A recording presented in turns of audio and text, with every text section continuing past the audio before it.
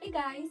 So today I will be talking about Bissell Symphony all-in-one vacuum and steam mop.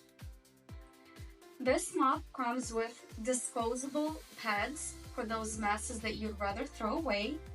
It also comes with 2 washcloths that you can reuse more than once and wash in your washer. And of course it comes with a measuring cup to pour water into the steam mop. This product combines vacuuming and steaming all in one. Take the bottom of the steam mop out in order to put on a reusable or disposable cloth. Once you're done, go ahead and put it back in. Now fill the measuring cup with water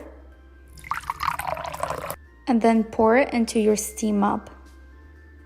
As you're pouring, you will notice water rising in the back of your steam mop panorama window.